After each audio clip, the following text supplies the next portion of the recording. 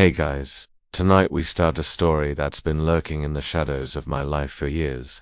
A story about family, rejection, and a bit of poetic justice. I'm leaning back in my chair, the dim light of my apartment casting long, lazy shadows across the walls, and I can almost smell the faint tank of old paint still clinging to the corners. You'll probably chuckle or maybe shiver because you're about to follow me through memories that sting and victories that taste sweet. And honestly, you might not survive the emotional ride, but hey, that's the point, right? So, before you get comfortable, take a moment to like the video and subscribe it, only if you genuinely enjoy what I do here. Also, comment below with your local time and city, because I like knowing where in the world you're all quietly judging me or cheering me on. I remember it clearly, the day my family decided I wasn't worth their time, their attention, or their support. I was 22, broke, and still clinging to dreams that seemed laughable to them. They told me outright, or maybe in half-whispered glances, that I was nothing but a drain, a disappointment who would never amount to anything. And yet, I lingered at the dinner table that night, feeling the weight of their indifference pressed down on me like a humid summer afternoon that one tea let go. The air smelled faintly of stale coffee and leftover pasta, reminders of ordinary domestic life that now felt like torture chambers in slow motion. As I left their house, my sneakers scuffing the cracked concrete sidewalk, I felt something shift. Not the world, not yet, but a tiny ember inside me, stubborn and quiet. I remember thinking, if this is all I get from my own blood, maybe I'll take the rest of the world instead. The absurdity of it made me chuckle softly to myself, the kind of laugh that's equal parts despair and hope. I trudged past the neighbors' dogs barking, past the rusted mailboxes that leaned like tired old men, and for the first time, I started plotting my own path, not one they would ever imagine. Funny how life smells sometimes. That night, the lingering scent of burnt toast and old carpet mixed oddly with the cool night air. I swear, I could feel the universe whispering something sarcastic, like, "Good luck, kid, you're going to need it." And maybe that the cruel humor of destiny, it sets the stage with subtlety before the grand show. I walked home, keys jangling in my pocket, heart pounding in rhythm with the soft hum of the streetlights. A small, absurd victory, just surviving their rejection, felt like the first page of a story no one else believed in. And here's a little secret for you: every tiny, humiliating moment from back then, from being ignored at family gatherings to overhearing their thinly veiled snickers about my worthless ideas, planted seeds, tiny sneaky seeds that would grow into a tree of, well, let's just say fruit they'd eventually crave. The irony wasn't lost on me. I rubbed my hands together in the cool night, imagining a future where the same hands that were dismissed would craft a name, a brand, something tangible and undeniable.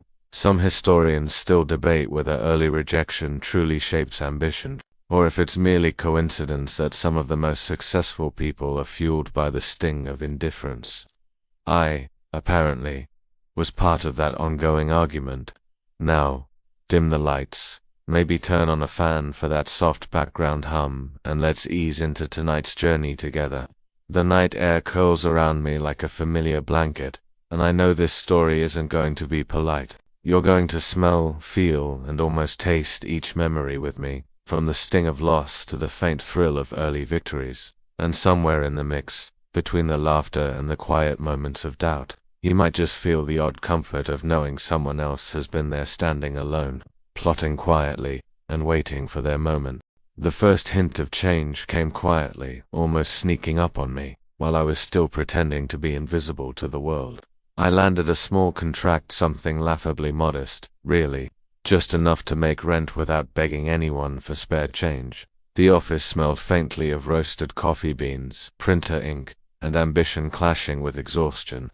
I remember tapping my fingers against the desk, a nervous rhythm, feeling like a spy in my own life. You know that little thrill when the first domino falls? That's how it felt, except the domino was me, wobbling precariously before toppling into something bigger than myself. The irony of it made me smirk. Here I was, the same kid they dismissed for being too poor to matter, suddenly holding a pen that signed deals and printed invoices that mattered. The world outside my cramped apartment window seemed almost curious now, peering in to see what this underdog might do next. I'd walk past the cafe down the street, smelling croissants and espresso and thinking, these people have no idea how close they are to witnessing a miracle disguised as a paycheck. Some historians still debate whether success is luck or stubbornness. Personally, I think it's a messy cocktail of both, with a twist of sheer nerve. The office was small, a single room with peeling paint and a fluorescent light that buzzed like it had secrets of its own. My desk creaked under the weight of invoices, coffee mugs, and a plant I couldn't seem to keep alive, no matter how hard I tried. I laughed to myself one day. I thought, I'll see this little chaos as the birthplace of something much bigger. And the idea was comforting, like slipping into pajamas after a long day. The smell of paper, the faint buzz of a distant printer, even the creaky chair, it all became part of my soundtrack, the ASMR of early success. I remember the first time someone outside my circle said my name with respect. A client, a stranger really, shaking my hand firmly, offering a polite smile, and speaking as if I had always been important. The sensation was disorienting, the kind of dizzying mix of joy and disbelief that makes you giggle quietly, hoping no one notices. And yet, even in that tiny victory, there was a strange, almost humorous twist. I still felt like the same person who'd been laughed at over burnt pasta dinners. The world was noticing, but my memories of rejection lingered, seasoning every interaction with a quiet, bitter sweetness. And then came the oddest little reminders of how far I'd come. A crumpled note from an old colleague tucked into a file, the squeak of a neighbor's floorboards that echoed too loudly in my small office. Even the way the sunlight struck the peeling paint in stripes across my desk, or tiny, almost ridiculous details that made me feel like life itself was conspiring to mark this moment. Some historians still debate whether mundane surroundings truly shape ambition, or if we simply assign meaning later. I for one chose to believe the universe was whispering encouragement in its own quirky, indirect way. By the end of that first month, I had enough momentum to feel the subtle, creeping excitement of potential. The world outside my apartment wasn't scary anymore. It was curious. I could almost hear the distant hum of my future, quiet but insistent, calling me forward. And in the tiny victories, in the smell of fresh paper and roasted coffee, I learned a critical truth. Survival isn't enough. You need audacity. You need to notice the small doors opening, and then, with a wink at the absurdity of it all, step through them. Doubt, of course, never takes a vacation. It sits on your shoulder like a nosy neighbor, peeking over fences, whispering reminders of your inadequacy. I felt it most sharply when family voices echoed in my head, those thinly veiled criticisms that had cut deeper than any slap. They were like a soundtrack I couldn't turn off, a subtle, relentless ASMR of shame and ridicule. I remember standing in my tiny apartment, the hum of the refrigerator loud in the otherwise quiet space, staring at a pair of worn-out jeans folded on the chair. You'd think jeans couldn't carry emotional weight, but these ones did. They reminded me of nights spent wondering why I wasn't enough. Oddly, the very things that once humiliated me became peculiar sources of resilience. That old coat with a zipper that refused to close, the scuffed shoes that squeaked like a squeaky toy at every step, even the sticky residue from a coffee spill that I never cleaned, they became talismans. Each odd detail whispered, "You survived this. You can survive anything." And of course, I chuckled quietly at the ridiculousness of it all, like a secret joke shared between me and the universe. I think some historians would argue whether these small, seemingly insignificant objects truly influence our inner strength, or if our brains just assign dramatic meaning to survive. I don't care. I took the strength where I could get it. Walking through the city streets, I noticed how everything seemed a little sharper, a little more mocking. A dog barked, a bus screeched, and somewhere a man sneezed with a volume that could be heard 3 blocks away. Each sound was exaggerated in my mind, like a percussion section in the symphony of doubt. Yet amid this cacophony, I realized I was learning to walk differently. My steps weren't hesitant anymore. They had rhythm, cadence, even a hint of swagger. Life hadn't changed. I had, One evening, an email arrived, a minor client offering additional work. The language was polite but cautious. I smiled at the screen, feeling a surge of triumph that bordered on absurd.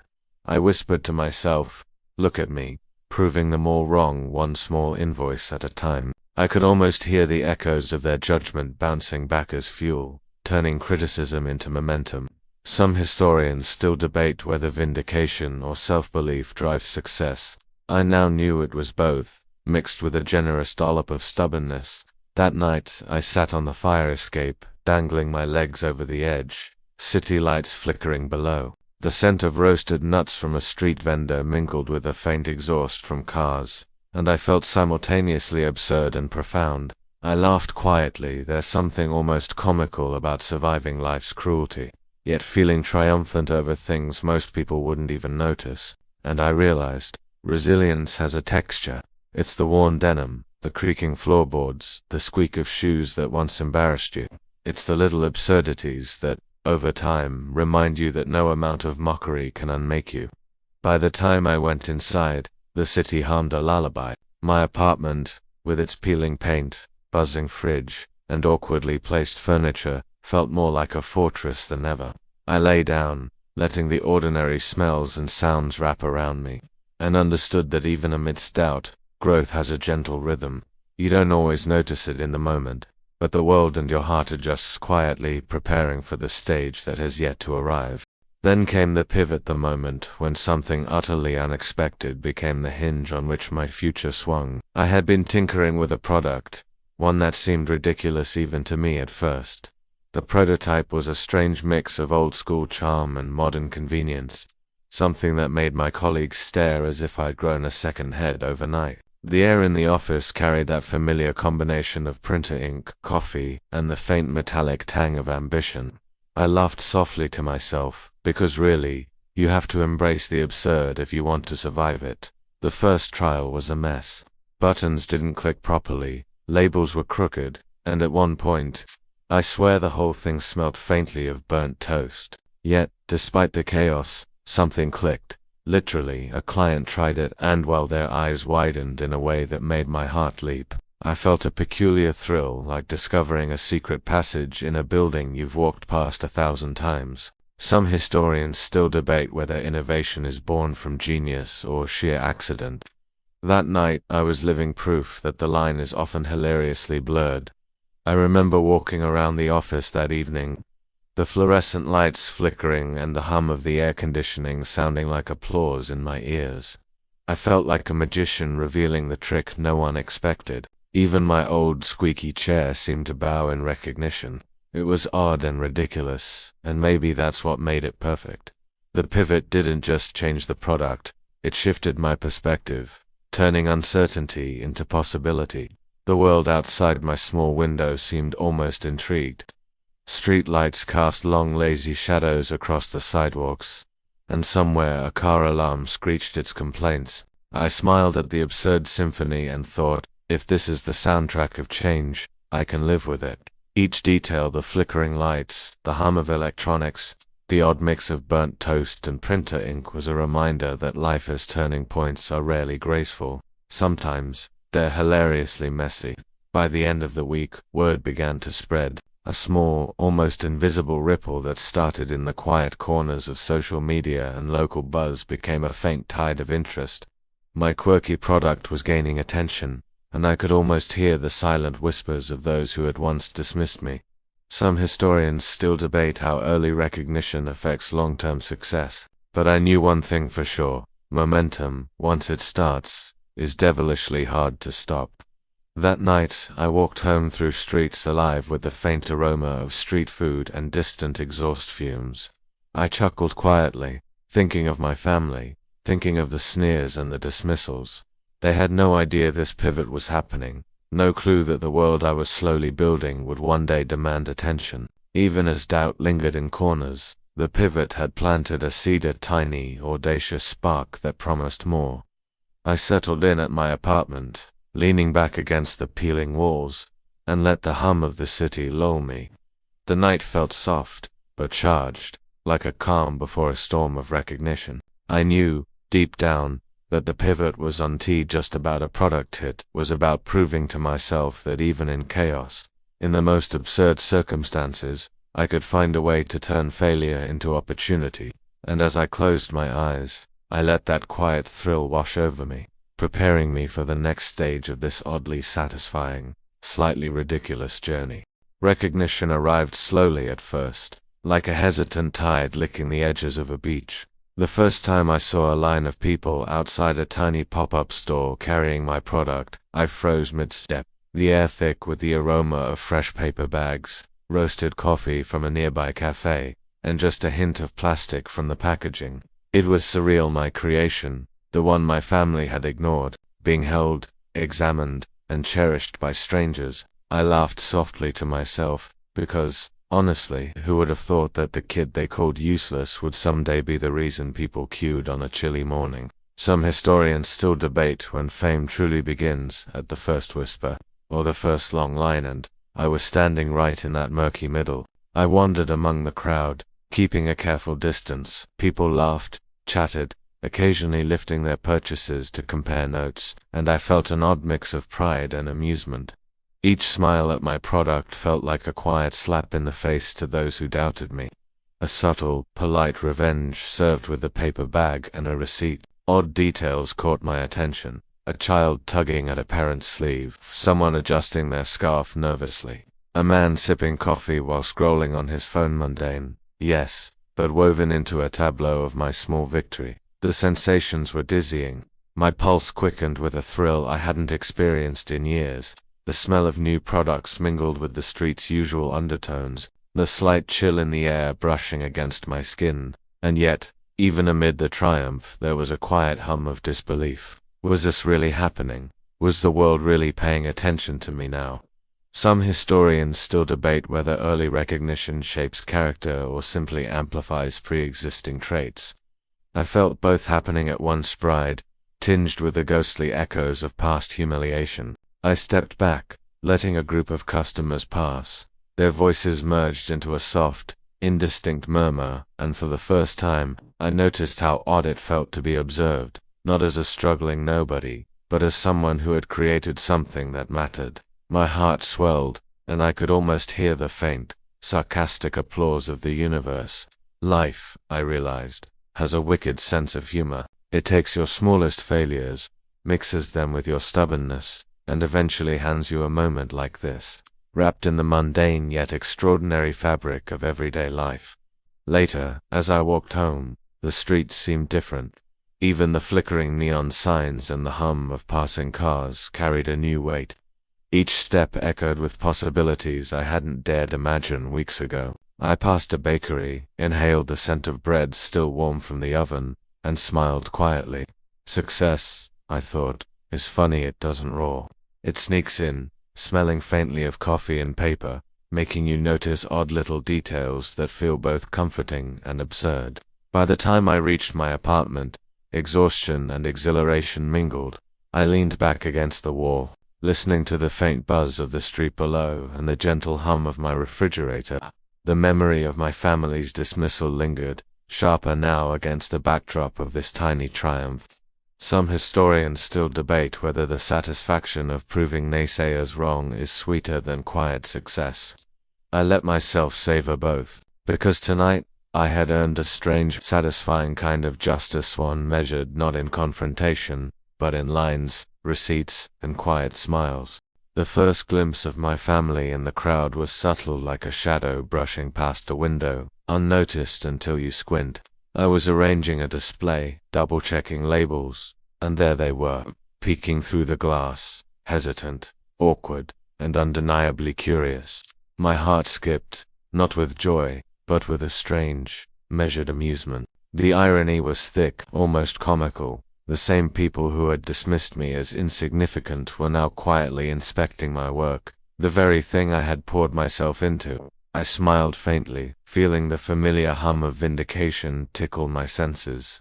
Details screamed at me: the mother smoothing her skirt nervously, the father adjusting his watch repeatedly, like they were trying to make themselves look busy while secretly analyzing my success. Even the soft rustle of their shopping bags seemed amplified, a percussion accompanying the silent performance of curiosity and embarrassment. I leaned slightly against the counter, allowing the scene to unfold, tasting the subtle blend of satisfaction and disbelief. Some historians still debate whether the act of observing success is as emotionally potent as experiencing it firsthand. In that moment, I was convinced it was almost surreal, the way ordinary sounds, children laughing, the squeak of a chair as someone shifted, a faint phone notification blended with the extraordinary weight of seeing my family here. The sensory mix was bizarre yet intoxicating. Roasted coffee wafting from the corner cafe, faint perfume from passing shoppers, and the subtle scent of my own handiwork in the packaging. I caught myself chuckling softly, because life had a wicked sense of humor. Those small mundane details were suddenly the soundtrack of my quiet triumph. I considered approaching them, but decided against it. There was a certain satisfaction in letting curiosity linger, in letting them notice without acknowledgement. I busied myself with tidying the display, arranging products, and making small corrections, all while keeping an eye on their reactions. Their glances were hesitant, tinged with regret, admiration, and a curiosity that bordered on disbelief. Each subtle movement was a reminder that the world, once so dismissive, was now acknowledging me. Later, I reflected on the oddness of the experience as I walked home. The city lights cast gentle halos across wet pavements, the faint hum of traffic and occasional laughter filling the night air. I felt a peculiar calm, like the quiet after a storm, tempered with amusement at the poetic absurdity of life.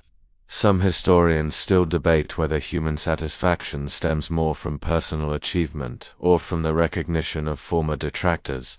I leaned toward a mix of both, seasoned with a pinch of schadenfreude. The night wrapped around me gently as I entered my apartment. The familiar creak of the door, the faint hum of the refrigerator, and the smell of aged wood mingled into a comforting cocoon. I allowed a quiet smile to settle, acknowledging that this moment so delicate, so oddly satisfying, was a testament to perseverance. Life had a way of sneaking its jokes in quietly, and tonight, I was both the punchline and the victor. Just when I thought I was navigating this strange new world alone, unexpected allies began appearing, people I hadn't anticipated, voices from my past returning with a soft, almost conspiratorial support. A former colleague, the one I had once doubted myself against, reached out with a simple message: "I think we should work together again." It sounded casual, but the weight behind it felt enormous. The office hummed softly around me, the fluorescent lights flickering intermittently, as if highlighting the surrealness of it all. I laughed quietly, because really, the universe has a taste for irony. Their arrival brought a peculiar mix of nostalgia and novelty. Old routines resurfaced: coffee shared in the cramped kitchen, papers shuffled with awkward precision, a squeaky chair that had survived every one of my impatient spins. Yet everything was tinged with something new, fresh energy, a spark of collaboration that reminded me how strange and wonderful human connections could be. Some historians still debate whether early partnerships shape ultimate success or merely accelerate it. Standing in that little office, surrounded by the scent of ink and ambition, I felt I was living proof that both were true. The oddities were subtle but persistent. A stapler jammed mid-use, a printer groaned like a grumpy elder, and the hum of the refrigerator sounded unusually melodic, as if cheering us on. Even my plant, resilient despite past neglect, leaned just slightly toward the window, basking in the soft afternoon sunlight. These little details, though seemingly mundane, felt like cues in a theater production written just for me. I couldn't help but smile at the absurd poetry of it all. Together we navigated challenges that would have felt insurmountable alone. Packages were mislabeled, orders delayed, and yet, amid the chaos, the rhythm of collaboration emerged. There was a peculiar satisfaction in solving problems shoulder to, in noticing the small, almost comical hurdles that transformed mundane work into a shared adventure. I laughed quietly to myself more than once, because some victories are sweeter when they arrive with a hint of ridiculousness. That evening, I stepped outside for a moment, letting the cool air brush against my skin. The city thrummed softly, a distant car horn here, the murmur of passers-by there, and somewhere a dog barked faintly. All these ordinary sounds merged into a lullaby of progress, underscored by the subtle thrill of companionship. Some historians still debate whether human success is an individual journey or a collaborative tapestry. I now knew it was inseparably both. Returning to the office, I felt a quiet confidence settle. These allies, unexpected yet familiar, were part of the strange architecture of my emerging world. Their presence transformed ordinary days into orchestrated chaos, full of humor, minor mishaps, and triumphs, both large and small. And as I leaned back in my squeaky chair, watching papers shuffle and printers hum, I allowed myself a brief, contented smile. The journey was far from over, but suddenly, it felt less lonely and far more absurdly delightful. Before long, the media caught wind of my little empire in Macon. At first it was just a quiet mention, a local newsletter highlighting a curious story of a former underdog finding his footing. But soon, the buzz grew. Cameras appeared, clicks and flashes punctuating my otherwise ordinary office days, and suddenly the smell of printer ink mingled with the faint temps of electronics, cables, and the unassuming aroma of roasted coffee. I laughed softly, because the absurdity was undeniable. The same streets I'd once wandered unnoticed, now hosted strangers documenting my every move. Some historians still debate whether public attention shapes authenticity or merely distorts perception. I felt the tension of both. Interviewers arrived, polite and eager, asking questions that ranged from predictable to genuinely strange. One wanted to know what inspired me, implying that poverty somehow magically cultivated genius, while another asked about the smell of success, which made me blink and chuckle. I leaned back in my squeaky chair, letting the absurdity wash over me like a soft ASMR wave. Even the hum of the fluorescent lights seemed to sync with my heartbeat, a subtle soundtrack to the surreal narrative unfolding around me. Unexpectedly, I noticed little things that made the moment strangely intimate. The shuffle of notepads on tables, the faint rustle of coats in the background, a nervous sip of water by a journalist, or tiny sensory details that seemed hyper-amplified in the tension of being observed. It was both hilarious and grounding. I thought of my family, how they might feel seeing my name printed and spoken aloud in a way that commanded attention, and a quiet smirk curled my lips. Life has a penchant for irony, and historians still debate whether this kind of ironic satisfaction ever truly lands on the deserving or if it merely teases. By evening, the office had settled into a rhythm of organized chaos. Orders, emails, and calls created a complex symphony of productivity, punctuated by the occasional burst of laughter at minor mistakes. Someone had spilled coffee on a stack of invoices, the smell sharp and bitter, and I caught myself laughing so hard I almost dropped my pen. It was ridiculous, chaotic, and wonderful all at once. Amid the fluorescent buzz and faint aroma of freshly printed receipts, I felt that delicate thrill of progress, both public and personal, bubbling beneath the surface. Later I wandered outside, letting the city night wrap around me like a soft, humid blanket. Neon signs flickered faintly, cars hummed past, and the faint scent of street food mixed with the cool evening air.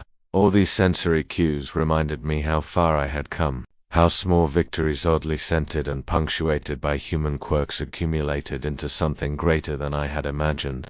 The world was finally paying attention, and yet it still smelled like coffee and printer ink, mundane, ordinary, but inexplicably satisfying. As I returned to my apartment, I realized the subtle beauty of this new reality. Recognition had arrived, yes, but it came wrapped in absurdity, in smells, in tiny odd details that somehow made it all feel more authentic. I smiled quietly to myself, letting the hum of the city and the familiar creaks of my apartment lull me into a soft, contented reverie. Some historians still debate the precise moment fame takes hold, but for me, it was here, now, and punctuated with a gentle, ridiculous kind of joy. And then it happened. My family finally appeared in a line, standing patiently among strangers to buy products they had once dismissed outright. I noticed them from across the room, their expressions a mixture of curiosity, confusion, and a touch of embarrassment. The hum of conversation around them felt like a muted symphony, punctuated by the occasional shuffle of paper bags and the faint aroma of freshly packaged goods. I leaned against a display, letting the scene unfold. The absurdity of it all made me chuckle quietly. Life has a way of writing poetic justice in subtle, almost ridiculous strokes. Some historians still debate whether seeing former doubters recognize your success carries the same satisfaction as achieving it alone. I knew. In that moment, it was magnified 100-fold. I watched their movements closely. My mother fidgeted with her scarf, the way she used to tug at it nervously when unsure, and my father adjusted his watch repeatedly, like he could somehow control time that had once ignored me. Even minor details, the tapping of fingers on the counter, the crinkle of receipt paper, the soft cough from someone nearby became amplified in my perception. It was like life had orchestrated a little theater just for me, one where each gesture carried meaning, both ironic and sweet. As they reached the front of the line, I smiled faintly. I didn't approach them, didn't offer words or acknowledgement. There was a strange satisfying power in simply observing the recognition without a confrontation that I had earned my place. People around them chatted, picked up products, examined packaging, and occasionally glanced my way. The world I had built through perseverance, odd details, and quiet absurdities was now tangible and unavoidable. I remembered the smell of old family dinners, the faint tang of disappointment that clung to rooms like stubborn smoke, and contrasted it with the aroma of new packaging, roasted coffee, and the soft buzz of electronics in the store. Life, I realized, has a peculiar sense of irony. The same hands that had once been dismissed were now responsible for shaping a reality my family could not ignore. Some historians still debate whether success tastes sweeter when shared with those who doubted you or if it is simply more complicated. But I felt the layered flavor distinctly sweet, tinged with bitter amusement, and utterly satisfying. Later, I walked home slowly, the city humming softly under streetlights. The echoes of footsteps, distant laughter, and the faint hum of traffic created a comforting lullaby. I reflected on the oddness of seeing them in line, curious yet humbled, and allowed myself a quiet, private smile. Every small gesture, every laugh and shuffle, had become part of a narrative far larger than a single triumph. Recognition, after all, is best savored quietly, amidst subtle details and the soft music of everyday life.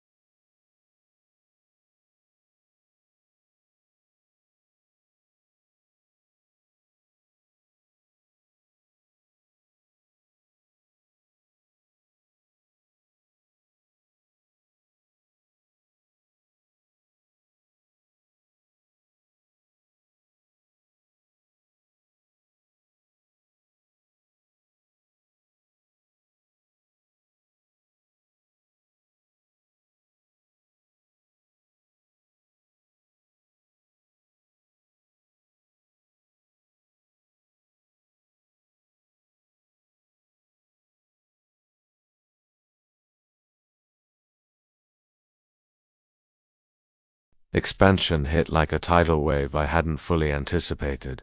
Orders multiplied, emails arrived in relentless streams, and the hum of printers, computers, and phones became a constant background rhythm. The office smelled of fresh ink, roasted coffee, and the faint tang of electronics heating under pressure. I leaned back in my chair, letting the chaos wash over me, a mix of exhilaration and exhaustion. I laughed quietly to myself at the absurdity. The same streets that had once been indifferent now hummed with my success. Some historians still debate whether rapid growth strengthens character or simply exposes weaknesses. I felt a messy combination of both. Staff scrambled to keep up, the squeak of chairs and shuffle of paper punctuating every frantic moment.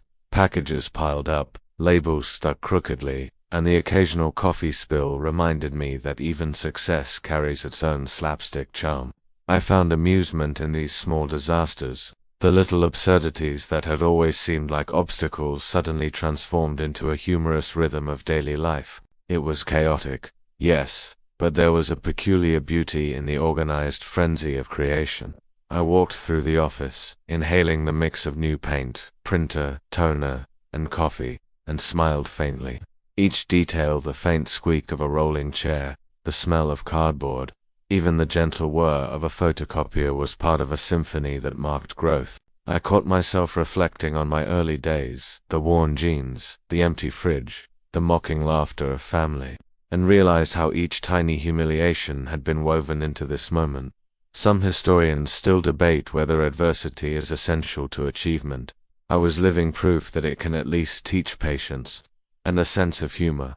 Late afternoon brought a quiet lull. I watched staff sorting shipments, tapping keyboards, and consulting one another with focused intensity. Amid this mechanical rhythm, a small mistake, one misprinted label, made me chuckle softly. Life's chaos, I realized, is more tolerable when it comes wrapped in irony. I leaned back, closed my eyes briefly, and let the hum of the office, the faint aroma of coffee, and the soft buzz of machinery lull me. The sensation was like a SMR, comforting and oddly meditative, a gentle reminder that success, even in its messiest forms, has texture and rhythm. By evening, the office settled into a quiet flow. I reflected on the strange journey from rejection to recognition to expansion. Every odd detail, the squeaky chair, spilled coffee, crooked labels, felt infused with narrative weight. They were reminders that even when life accelerates, when orders and responsibilities multiply, humor and mindfulness can coexist with ambition. I smiled quietly, letting the familiar smells, sounds, and textures of my workspace remind me that growth is often as absurd as it is rewarding. Some historians still debate whether expansion reveals the soul or simply tests it. Tonight, I felt it did a bit of both, and I embraced the peculiar joy of that revelation.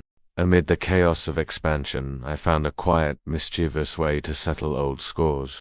I decided to create a special program, an exclusive offer for those who had once doubted me, including my family. It wasn't revenge in the loud cinematic sense. Instead, it was subtle, wrapped in civility and practicality, like a wink disguised as generosity. The office hummed softly around me, the familiar blend of coffee, aroma, printer, toner, and rustling paper filling the air. I chuckled quietly, because life has a wicked sense of humor. Justice served with a receipt and a polite smile. The program was simple, yet oddly satisfying. My family, along with a few other former skeptics, received notification of the special offer. The letters arrived gently, like whispers of acknowledgement. I imagined them opening envelopes, scanning the details, and feeling that strange mix of curiosity and unease. Small details, my mother smoothing a sleeve nervously, my father adjusting his cuff, repeatedly played out vividly in my mind. Some historians still debate whether minor acts of subtle retribution bring more satisfaction than outright confrontation. I felt, definitively, that they do. Even in the midst of bureaucracy and order fulfillment, there was room for humor. A mislabeled package here, a squeaky chair there, the faint hum of a printer misfiring, all became tiny accomplices in this playful act. I smiled softly, thinking of the absurdity of it all. Life, once cruel in its quiet neglect, now providing a stage for gentle, almost invisible victories. The sensory backdrop, coffee, paper, soft conversations gave rhythm to the moment, making each small action feel significant. Later that evening, I walked past the store, observing customers who were oblivious to the hidden joke unfolding among a select few. Ordinary interactions, picking up packages, adjusting scarves, exchanging small smiles, felt charged with a subtle irony I could almost taste. I remembered the rejection, the laughter, the small humiliations, and allowed myself a quiet, private chuckle. Life had a peculiar way of layering sweetness with absurdity, and I was learning to savor every layer. Back in the office, I leaned against the counter and allowed the gentle hum of activity to lull me. The rhythm of printers, footsteps, and soft conversations created an ASMR-like comfort, grounding me amid the ongoing expansion. I reflected on the unusual satisfaction of blending fairness with playful retribution. The tiny victories, measured in small details and quiet observations, felt unexpectedly profound. Some historians still debate whether subtle acts of cleverness are more impactful than dramatic gestures. I now knew, unequivocally, that they were, especially when paired with laughter and soft hums of accomplishment. By now, my world had become a delicate balance of chaos and ritual. Orders kept multiplying, the office buzzed with constant activity, and the faint aroma of roasted coffee and printer ink seemed permanently stitched into the air. Yet, amid the frenzy, small oddities continued to anchor me: a chair that squeaked melodically, the faint hum of the refrigerator, the occasional misplaced invoice. I chuckled softly, because life's absurdities have a way of keeping you humble, reminding you that even triumph comes with little quirks. Some historians still debate whether routine or spontaneity better fuels creativity. I discovered it was a peculiar mix of both, seasoned with subtle humor. Unexpectedly, my family began showing up more frequently, each visit marked by hesitant curiosity. They were polite, careful not to overstep, yet unable to hide the awe in their expressions. I observed them quietly from behind counters and displays, noting details as subtle as the tap of fingers on packaging or the faint shuffle of shoes on linoleum. The irony was delicious. Here they were, once dismissive, now navigating a world I had meticulously crafted. Each movement, each nervous glance, was a small, vivid punctuation in the story I was writing with my life. Even daily operations became unexpectedly entertaining. Printers jammed in amusing ways, chairs squeaked at perfect comedic timing, and the faint scent of spilled coffee lingered in the air like an invisible narrator. I allowed myself small chuckles at these moments, because they reminded me that success isn't just milestones, it's the texture, the absurdity, and the sensory rhythm of ordinary days transformed into something extraordinary. Some historians still debate whether joy is enhanced by chaos or dulled by it. In my case, it was amplified, wrapped in the humor of tiny imperfections. One afternoon, a client approached with genuine excitement, praising not only the product but the way the team operated with precision, humor, and energy. I felt a peculiar warmth, a combination of pride and soft amusement. Even as the city hummed beyond the windows, faint car horns and distant chatter blending into a lullaby of urban life, I realized that the odd details, the squeaky chair, the hum of electronics, the scattered coffee stains were as essential to my story as the public recognition. They were sensory bookmarks in the narrative of my journey. By evening, the office settled into a gentle rhythm. I wandered among staff, checking details, smiling faintly at minor mishaps, and feeling the quiet satisfaction of a world running efficiently, yet never too seriously. The subtle irony of seeing my family navigate this world, the same world they once dismissed, remained a soft, ongoing amusement. Some historians still debate whether human satisfaction derives more from achievement or the recognition of doubters. I found it was best when both flavors blended seamlessly, like bitter chocolate and roasted coffee. And as I leaned back in my chair, letting the familiar hum and scent of the office wash over me, I felt a gentle, ironic contentment settle quietly, like a lullaby only I could hear. Momentum had become a living presence in my life, a quiet force that nudged me forward even when fatigue threatened to slow my steps. Orders came in at a steady pace, emails pinged relentlessly, and the office hummed with the familiar symphony of productivity. The aroma of roasted coffee mingled with printer ink and faint traces of cardboard, creating a scent I had come to associate with accomplishment. I chuckled softly, because life's small absurdities, the squeaky chair, the misaligned labels, the faint hum of electronics reminded me that success is never entirely neat. Some historians still debate whether sustained effort or serendipity better predicts long-term success. My experience suggested it was a peculiar mixture of both. My family's presence became increasingly noticeable. They visited more frequently, hesitantly picking up products, occasionally asking questions as if seeking permission to admire what they had once dismissed. I observed quietly, appreciating every subtle gesture, the slight adjustment of a sleeve, the careful way my father handled packaging, the nervous glance my mother shot in my direction. Their curiosity was tempered by humility, and I allowed myself the quiet amusement of watching them navigate a world they had once considered irrelevant to me. Amid this, I found humor in the small disruptions of daily life. A printer jammed at the most inconvenient moment, a spilled cup of coffee made a faint hissing sound against freshly printed labels, and a chair squeaked just as a client laughed. Each moment punctuated the rhythm of accomplishment with absurdity. I laughed quietly, letting the tiny imperfections remind me that life, even in triumph, maintains its sense of mischief. Some historians still debate whether minor annoyances enhance our appreciation for achievement. I believed they did, seasoning the journey with texture and irony. One evening I wandered to the office window and watched the city lights flicker softly, the distant hum of traffic blending with the faint chatter from nearby cafes. I imagined my family walking home with purchases in hand, the faint aroma of coffee and packaging lingering around them, carrying memories of the very moments they had once doubted me. The sensory details, the streetlights, the soft night air, the occasional distant bark of a dog felt like gentle punctuation in the story of my rise, weaving the mundane into the extraordinary. By nightfall, I leaned back in my chair, letting the soft hum of the office and the quiet aroma of roasted coffee wrap around me like a familiar blanket. I reflected on the odd interplay between effort, recognition, and subtle amusement.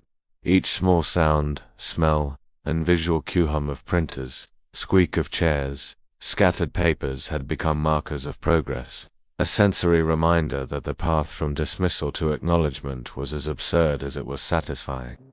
Some historians still debate whether humor is essential to resilience. I knew, unequivocally, that in my story, it was the culmination of everything: the product, the expansion, the quiet triumph over doubt settled into a strange, delicate rhythm. The office hummed gently, a symphony of printers, footsteps, and soft chatter blending with the faint aroma of roasted coffee and paper. I walked among the team, checking details, adjusting displays, smiling quietly at minor mishaps that now felt like playful punctuation in the story of my life. Even the squeaky chair that had haunted my early days seemed to join in the humor, letting out a gentle protest with every shift of my weight. Some historians still debate whether sustained success dulls joy or amplifies it. I discovered that it amplifies, especially when layered with subtle absurdities. My family had fully acknowledged my achievements, moving from hesitant curiosity to quiet admiration. They engaged with the products, asked questions, and occasionally laughed at minor mishaps with genuine amusement. I watched them without speaking, savoring the subtle irony. Life had orchestrated a gentle revenge, not loud, not confrontational, but deeply satisfying in its quiet insistence. The sensory details, the rustle of receipts, the faint hum of electronics, the soft fragrance of coffee and packaging created an almost meditative backdrop for this moment of vindication. Amid the growth and acknowledgement, I discovered a deeper rhythm in daily life. The small, ordinary details, the squeak of a chair, a misprinted label, a faint coffee spill-off at constant reminders that triumph is textured and full of humor. Even in moments of fatigue, I could laugh quietly at the absurdity. The rich irony that the very struggles and humiliations I once endured now decorated the tapestry of my success. Some historians still debate whether humor enhances resilience or merely masks stress. I felt it to be an inseparable companion on this journey. Evening settled over the city, soft and gentle. I wandered to the window, looking at the flickering streetlights, the distant hum of traffic, and the occasional passerby's laughter. Everything felt alive, yet intimate, a quiet stage for the culmination of my journey. My family, now fully integrated into this story of unexpected triumph, carried my creation with curiosity and respect. The irony was delicious, almost cinematic, yet grounded in the ordinary textures and sounds of everyday life, the sensory details that make achievement real, tangible, and oddly comforting. As I leaned back in my chair one final time, I allowed the hum of the office, the faint aroma of coffee, and the soft night air to settle around me. I reflected on the winding path from rejection to recognition, from doubt to triumph, from absurdity to fulfillment. Every small sound, every minor mishap, every subtle smell had contributed to this intricate, layered experience, and with that I felt a quiet satisfaction that was simultaneously humorous, profound, and deeply human. A perfect, slightly ridiculous ending to this chapter of my story. Now, as you settle into your space, allow your body to relax and your thoughts to drift gently. Imagine the faint hum of a distant city at night, the subtle flicker of streetlights casting soft, dancing shadows through a quiet window. Feel the gentle rhythm of your breathing, slow and steady, as if the universe itself is exhaling with you. Let the scent of imagined coffee, paper, and warm wood mingle in your mind, a comforting backdrop to the soft cadence of your heartbeat. Picture yourself walking slowly through familiar streets bathed in golden light, each step cushioned and deliberate, the world moving softly around you. Tiny sounds, the rustle of leaves, distant laughter, a soft breeze intertwine with faint memories of warmth, humor, and quiet triumph. The textures of life, from worn fabric to smooth paper, wrap you in a gentle cocoon of sensory reassurance. Each detail whispers a gentle reminder that progress, laughter, and satisfaction often come in subtle, almost invisible forms. As your mind drifts, feel the gentle release of tension from your shoulders, the quiet softening of thought patterns, the slow melting of yesterday's worries. Imagine the journey you've traveled, the small victories and odd details that made it rich and meaningful. Let these images fade slowly, like embers of a fire dimming into a soft glow, leaving warmth without light, presence without noise. And now, in this calm, allow a quiet smile to settle. Let your thoughts soften, your muscles ease, and your mind rest, floating in gentle contentment. The hum of the world continues softly around you, soothing, steady, and unbroken.